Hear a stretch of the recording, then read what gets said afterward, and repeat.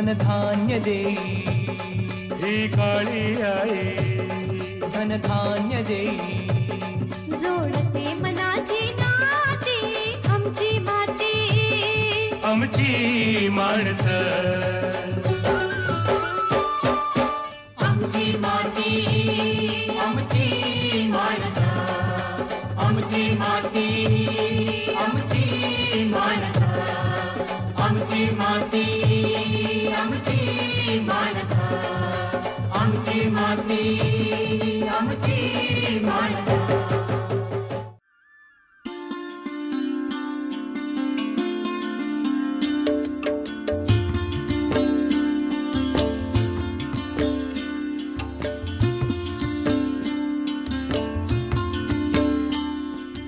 नमस्कार मंडळी, आमची मते आमची माणसं या कार्यक्रमात आपलं स्वागत.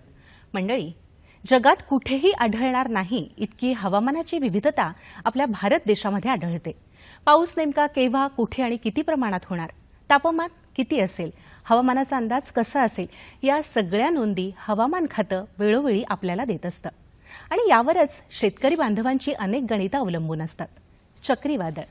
चक्रीवादळ ही एक अशी नैसर्गिक आपत्ती आहे की ज्याची सूचना जर आधी मिळाली तर बचाव कार्य चांगलं करता येतं. मंडळी, हवामान यंत्रणा याबाबत काय करते जाणून घेऊया आजच्या कार्यक्रमातनं. चक्रीवादळ आणि हवामान खात्याची यंत्रणा हा आहे आपला आजचा विषय.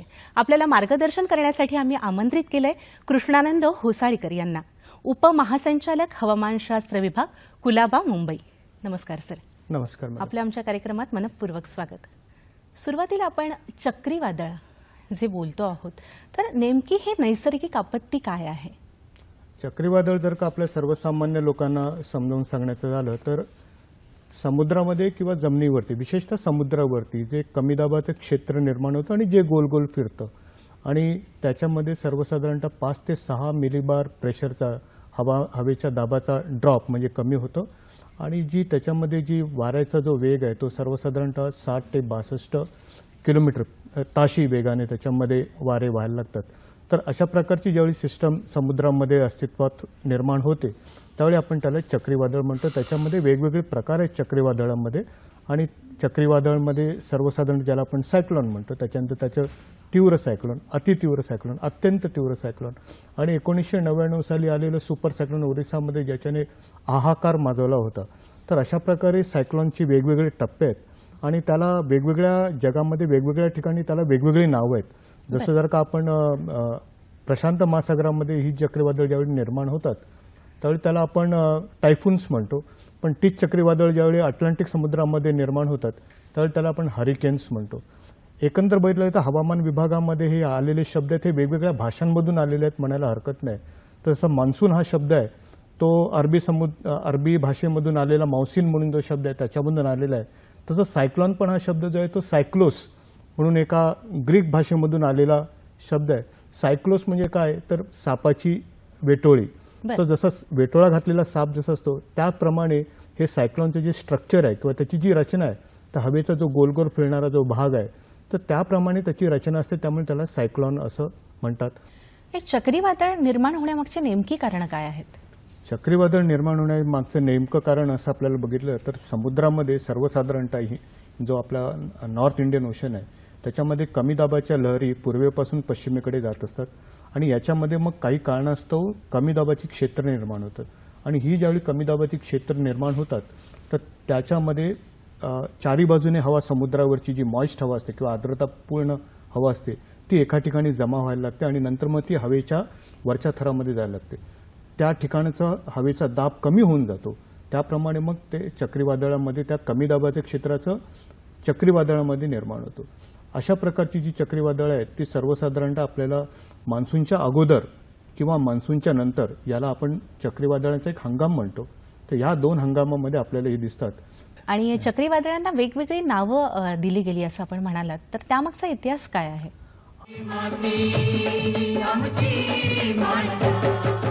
आणि चक्रीवादळांना वेगवेगळी नावं दिली गेली असं आपण म्हणालात, तर त्यामागचा इतिहास काय आहे?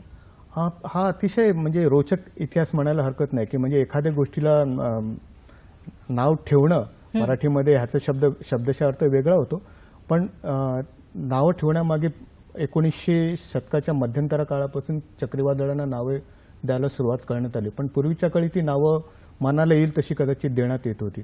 नंतर मग त्या चक्रीवादळांना स्त्रियांची नावं देण्यात यायला लागली. मला असं वाटतं की कदाचित त्याच्यामध्ये काही लोकांचे आक्षेप किंवा ऑब्जेक्शन्स आले असतील आणि मग ती नावं त्याच्यामधून वगळण्यात आली आणि मग बाहेरच्या देशामध्ये सर्वसाधारणतः त्यांनी एक लिस्ट बनवली आहे अल्फाबेटिकली A to Z, आणि ती लिस्ट त्यांच्याकडे आहे.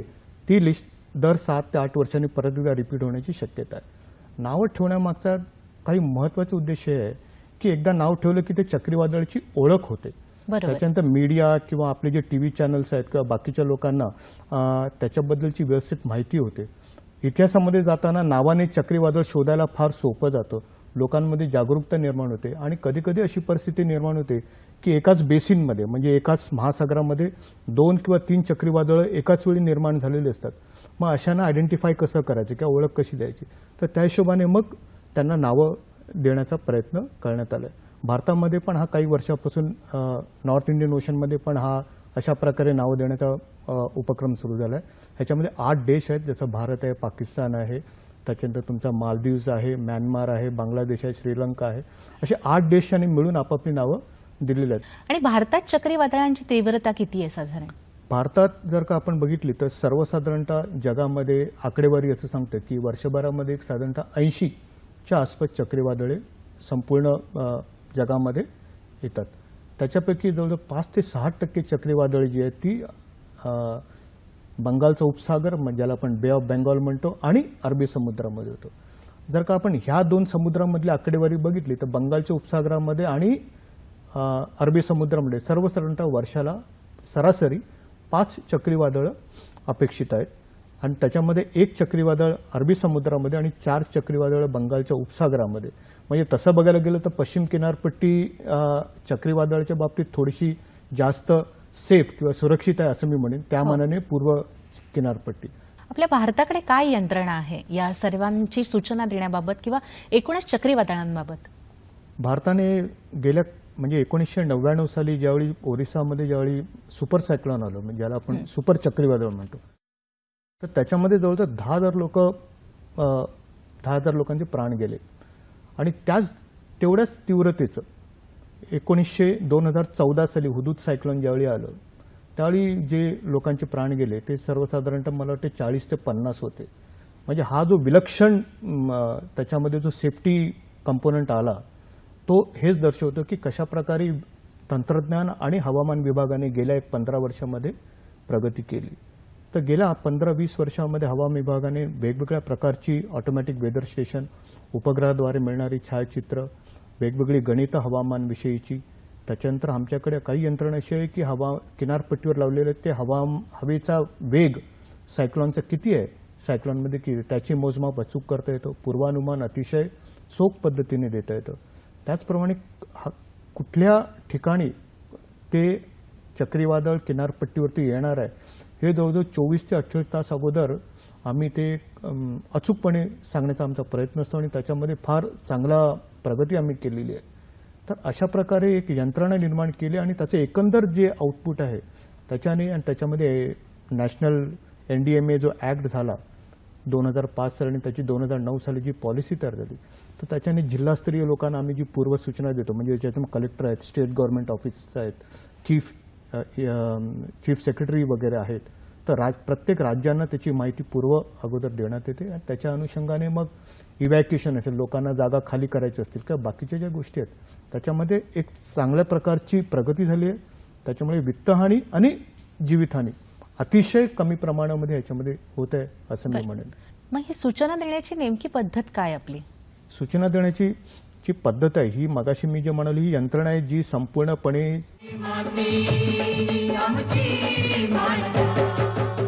मग ही सूचना देण्याची नेमकी पद्धत काय आपली? सूचना देण्याची जी पद्धत आहे ही मगाशी मी जे म्हणाली ही यंत्रणा आहे जी संपूर्णपणे सायक्लॉन ज्यावेळी समुद्रामध्ये फॉर्म होतं चक्रीवादळ त्याच्यावेळी देखरेख करण्यासाठी ही संपूर्ण यंत्रणा काम करते. आणि ही यंत्रणा काम करताना ज्यावेळी ह्याची सूचना ज्यावेळी आपल्याला द्यायची असते तर आमच्यासाठी एक स्टँडर्ड आम्ही बनवून ठेवलेलं आहे, ज्याला आम्ही 4 स्तरीय सूचना प्रणाली असं म्हणतो. तर त्याच्यामध्ये सर्वात अगोदर आम्ही प्री सायक्लॉन वॉच म्हणतो आम्ही त्याला. म्हणजे चक्रीवादळीच्या अगोदर, ज्यावेळी चक्रीवादळ फॉर्म होण्याच्या अगोदरच आम्हाला असं कळतं की आमच्याकडे काही गणित आहेत, आम्हाला असं पूर्वानुमान असतं की आता ही जी आहे सिस्टम आहे ही चक्रीवादळामध्ये रूपांतर होण्याची शक्यता आहे. त्यावेळी अशा प्रकारचे आम्ही जवळजवळ 72 तास अगोदर आम्ही त्याची पूर्वसूचना जी स्टेट गव्हर्नमेंट आहेत त्याच्या अपेक्स बॉडीनं देतो. त्याच्यानंतर सायक्लॉन अलर्ट नावाची एक सूचना देतो जी 48 तास अगोदर येतो, ज्याच्यामध्ये सायक्लॉन समुद्रामध्ये फॉर्म झालेलं असतं, चक्रीवादळ दिसतं, फक्त एवढंच की ते 500 किलोमीटरच्या बाहेर असतं किनारपट्टीपासून. त्याच्यानंतर सायक्लॉन वॉर्निंग जी 48 तास अगोदर आम्ही देतो, तर त्या 48 तासामध्ये ते सायक्लॉन जे आहे की ते चक्रीवादळ ते रडारच्या टप्प्यामध्ये, रडारचा जो टप्पा आहे तो सर्वसाधारणतः 500 किलोमीटरचा टप्पा आहे. तर रडारच्या टप्प्यामध्ये एकदा ते आलं की मग आम्ही त्याचं सायक्लॉन वॉर्निंग किंवा सायक्लॉनचा धोक्याचा इशारा देतो. त्याच्यामध्ये आम्ही अचूकपणे सांगतो की कुठल्या ठिकाणी किनारपट्टीवरती ते येत्या 2 ते 3 दिवसामध्ये येण्याची शक्यता आहे. आणि नंतर जसं चक्रीवादळ किनारपट्टीकडे सरकायला लागतं तर त्याच्यामधली ती अचूकता जी आहे ती वाढत जाते. आणि शेवटचा चौथा स्तर आहे त्याच्यामध्ये किंवा स्टेज ज्याला आपण म्हणतो त्याला आम्ही म्हणतो पोस्ट लँडफॉल आउटलुक. म्हणजे जमिनीवर ते कुठल्या ठिकाणी येणार आहे आणि त्याचा पुढचा प्रवास कसा असेल हे सर्वसाधारणतः 12 तास अगोदर आम्ही सर्व राज्यातले जे काही डिझास्टर मॅनेजर्स आहेत, आपदा नियंत्रण विभागामध्ये काम करणारे जे मुख्य सचिव किंवा त्यांचे जे अधिकारी आहेत त्या सर्वांना आम्ही वेळोवेळी ही माहिती देतो. तर ही माहिती जवळजवळ 4-5 दिवसापासून अगोदर त्यांना मिळायला लागते. आणि जसं सायक्लोन जवळ येतं जास्तीत जास्त माहिती दर तासाने पण माहिती त्यांना देण्यात येते. आणि त्याच्याने मग त्यांचं जे आपदा नियंत्रण आहे ते करण्यामध्ये त्यांना त्याचा फार फायदा होऊन जातो. नक्कीच. शेती व्यवसायावर आणि मच्छीमारीवर चक्रीवादळाचा काय परिणाम होतो? ज्यावेळी चक्रीवादळ समुद्रामध्ये तयार होतं आणि म्हणजे तयार होण्याची जी प्रक्रिया सुरू होते, एक चांगली गोष्ट चक्रीवादळाची ही आहे की ते अचानक तयार होत नाही, ते आपल्याला हवामान शास्त्रज्ञांना फार वेळ देतं. 2 ते 3 दिवसाचा वेळ देतो. त्याच्यामध्ये पण काही टप्पे आहेत, म्हणजे कमी दाबाचं क्षेत्र ज्याला आम्ही लो प्रेशर म्हणतो, त्याच्यानंतर डिप्रेशन म्हणतो, मग डीप डिप्रेशन, आणि मग त्याच्यानंतर मग सायक्लॉन फॉर्म होतं. सायक्लॉनमध्ये मग पुढे स्टेज 1, स्टेज 2, स्टेज 3 असे वेगवेगळे टप्पे आहेत. तर ह्या सर्व ज्यावेळी सायक्लॉन फॉर्म होते त्यावेळी मुख्य गोष्ट अशी होती की समुद्र खवळतो आणि समुद्रामध्ये वाहणारे वारे जे ते 60, 70, 80 किलोमीटरच्या वेगाने ज्यावेळी वारे व्हायला लागतात, तर सर्वसाधारणतः ज्यावेळी 45 किलोमीटर ताशी वेगाने वारे व्हायला लागतात त्यावेळी मग आम्ही किनारपट्टीवरच्या पश्चिम मच्छीमारांना आम्ही त्याची पूर्वसूचना देतो की त्यांनी मच्छीमारीसाठी आपली बोट घेऊन जाऊ नये म्हणून. तर तो एक त्यांना इशारा देण्यात येतो. त्याच्यामध्ये पण वेगवेगळे इशारे आहेत. त्याच्यानंतर आम्ही बंदर जे आहेत, जी बंदरं आहेत त्यांना पण आम्ही वेगवेगळ्या प्रकारचे वॉर्निंग्स देतो डिपेंडिंग अपॉन सायक्लॉनची काय पोझिशन आहे. तर ही माहिती परत एकदा मच्छीमारांनाही मिळते. तर सर्वसाधारणतः ज्यावेळी सायक्लॉन फॉर्म होतं, चक्रीवादळ समुद्रामध्ये फॉर्म होतं, त्यावेळी इशारा असतो की मच्छीमारांनी समुद्रात जाऊ नये. व्हेरी क्लिअरली इंडिकेशन देण्यात येतो. पण जर त्याच्या अगोदरची जे स्टेज आहेत त्याच्यामध्ये आम्ही असं त्यांना एक सुचवतो की त्यांनी शक्यतो समुद्रामध्ये जाण्याचं टाळावं. तर अशा प्रकारे मच्छीमारांना आमच्याकडे वेगवेगळी यंत्रणा, SMS यंत्रणा वगैरे आहे, तर त्या SMS यंत्रणेद्वारे आम्ही त्यांना कळवतो की अशा प्रकारचं वातावरण अपेक्षित आहे, तुम्ही समुद्रामध्ये जाऊ नये वगैरे सारखं. शेतीवर काय परिणाम आहे याचा? शेतीवर परिणाम जो आहे तर समुद्रामध्ये ज्यावेळी चक्रीवादळ निर्माण होतं आणि जसं जसं ते किनारपट्टीवर यायला लागतं तर चक्रीवादळाचे 3 घातक कंपोनंट असं मी म्हणायला हरकत नाहीत. एक म्हणजे अतिशय वादळी वारे, त्याच्यानंतर दुसरा वादळी लाटा आणि तिसरा वादळी पाऊस. हे 3 जे आहेत हे 3 महत्त्वाचे घातक कंपोनंट असं आपल्याला म्हणायला हरकत नाही. घटक आहेत जे चक्रीवादळामध्ये कुठल्याही प्रकारच्या, म्हणजे ते कृषीविषयक असू दे किंवा बाकीचे प्रॉपर्टीज असू दे, तर ह्यांना हे घातक ठरू शकतात. खास करून कृषीविषयक जर का आपण असं म्हटलं तर जी स्टॉर्म सर्ज ज्याला म्हणतात की सागरी लाटा ज्यावेळी यायला लागतात त्यावेळी समुद्राचं पाणी किनारपट्टीवरतून आत यायला लागतं आणि ते अतिशय कितीतरी किलोमीटर आत येतं.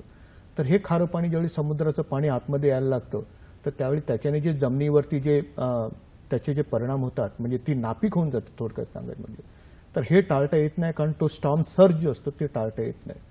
पण सर्वसाधारणतः ऑक्टोबर नोव्हेंबर महिना जो आहे हा हार्वेस्ट महिना, म्हणजे पिकं वर आलेली असतात. तर यावेळी आम्ही काय करतो की सर्वसाधारणतः शेतकऱ्यांना आम्ही म्हणतो की कारण आम्हाला दिसत असतं चक्रीवादळ येत्या 2 ते 3 दिवसांमध्ये किनारपट्टीवरती येण्याची शक्यता आहे. मग आम्ही त्यांना सांगतो की तुम्ही जर का तुमची पिकं तयार असतील तर त्याची लगेच कापणी करा आणि त्याला एखाद्या सुरक्षित ठिकाणी किंवा उंच ठिकाणी ठेवा. त्याच्यानंतर का वारे जर का खूप जोरदार असतील तर सर्वसाधारण महाराष्ट्रामध्ये केळीचं पीक हे फार महत्त्वाचं पीक मानलं जातं किंवा बाकीचे ज्या फळबाग आहेत त्यांना काही बांबूचा सपोर्ट, ज्याला आम्ही मेकॅनिकल सपोर्ट्स द्या, अशा प्रकारच्या सूचना त्यांना देण्यात येतात. त्याचप्रमाणे शेतकऱ्यांकडे जे पशुपालन आहे म्हणजे शेळी आहेत किंवा बकरी आहेत किंवा कुक्कुटपालनाचा ज्यांचा व्यवसाय आहे त्यांना पण आम्ही अशा प्रकारे सूचना देतो की अशा प्रकारचा मुसळधार पावसाची अपेक्षा आहे. त्याच्याने फ्लॅश फ्लड किंवा अचानक येणारा पूर जो आहे तो संपवण्याची शक्यता आहे. तर तुम्ही कृपया ह्या सर्व तुमचे जे पशुधन आहे एखाद्या सुरक्षित ठिकाणी किंवा एखाद्या उंच ठिकाणी ठेवा जिथे पाणी साचणार नाही किंवा जिथे पूर येणार नाही. तर अशा प्रकारे शेतकऱ्यांना पण विविध मार्गातून म्हणजे आमच्याकडे SMS आहे, मोबाईलद्वारे त्यांना संदेश देण्यात येतात, ऑल इंडिया रेडिओ आहे, वेबसाईट आहे, TV आहे. तर वेगवेगळ्या माध्यमातून त्यांना तशा प्रकारच्या सूचना सतत सायक्लॉनच्या काळामध्ये दिल्या जातात. बरं, आता चक्रीवादळ येण्यापूर्वी, चक्रीवादळ आल्यानंतर आणि चक्रीवादळादरम्यान नेमके काय पावलं उचलणं गरजेचं आहे? सर्वसाधारणतः जे किनारपट्टीवरच्या भागामध्ये लोक राहतात म्हणजे असं मी म्हणेन की जे पूर्व किनारपट्टीवरती राहतात तर आंध्र कोस्ट किनारपट्टी किंवा ओरिसा किनारपट्टी ह्या इकडच्या लोकांना सर्वसाधारणतः माहीत आहे की दरवर्षी आपल्याकडे चक्रीवादळ येण्याची शक्यता आहे.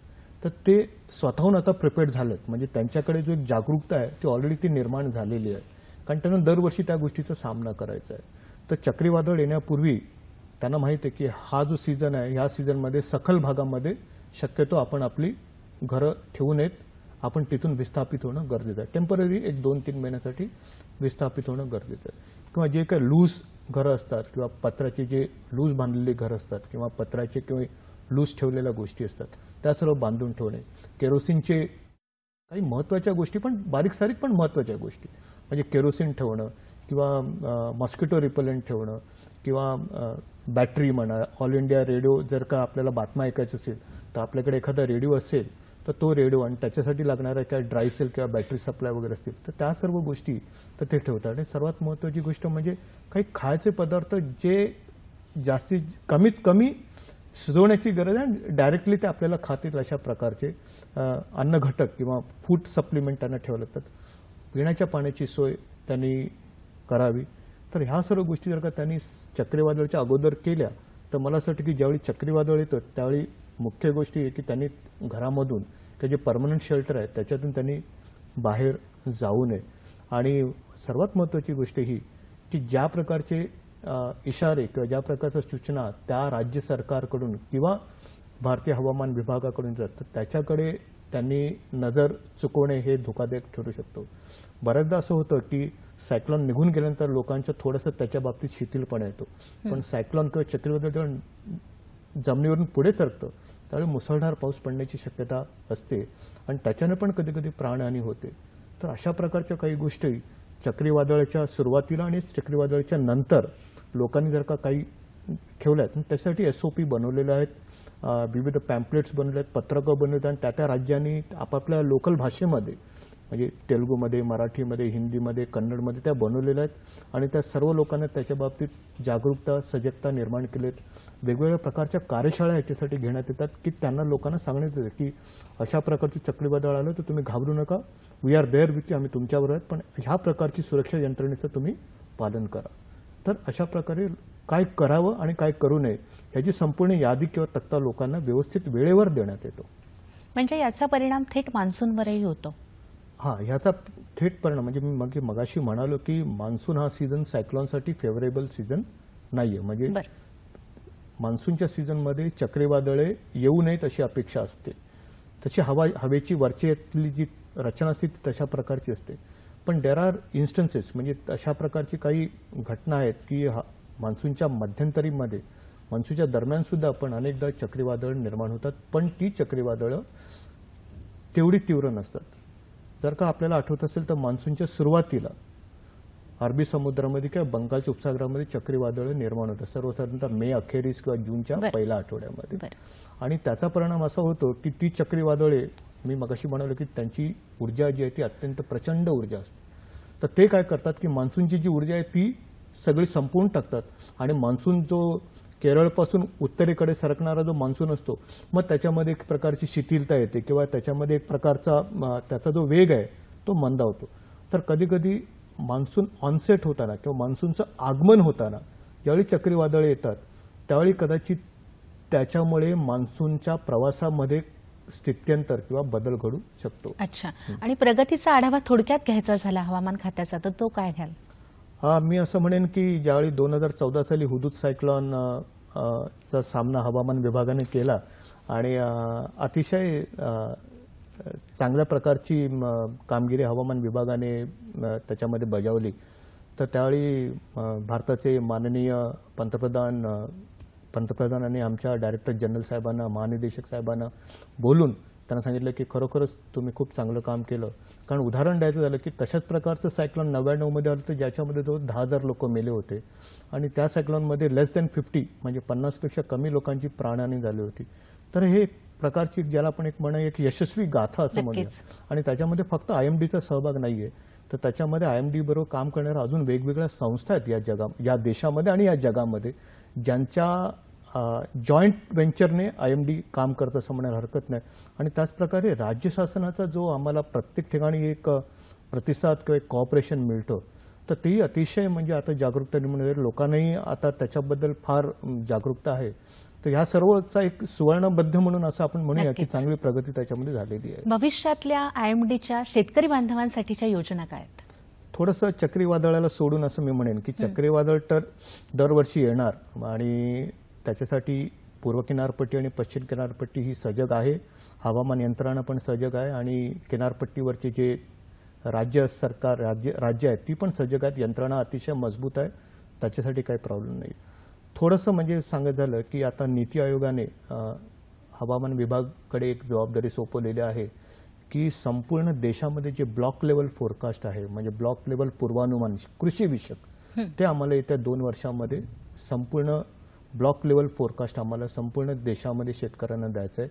जे येत्या 5 दिवसांमध्ये काय होणार अशा प्रकारे त्याची माहिती शेतकऱ्यांना मिळेल कृषी विषयक. आता जे सध्या आम्ही करतोय ते जिल्हास्तरीय आहे.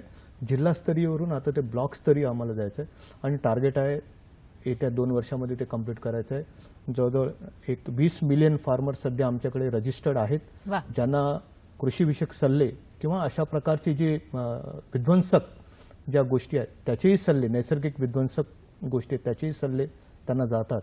आणि टार्गेट आहे जवळ 97 मिलियन फार्मर्स लोकांना आम्हाला त्याच्यामध्ये जोडायचं आहे. आज आपण इथे आलात आणि इतकी छान माहिती आमच्या शेतकरी बांधवांना दिली त्याबद्दल मी दूरदर्शनच्या वतीने आपले आभार मानते. धन्यवाद.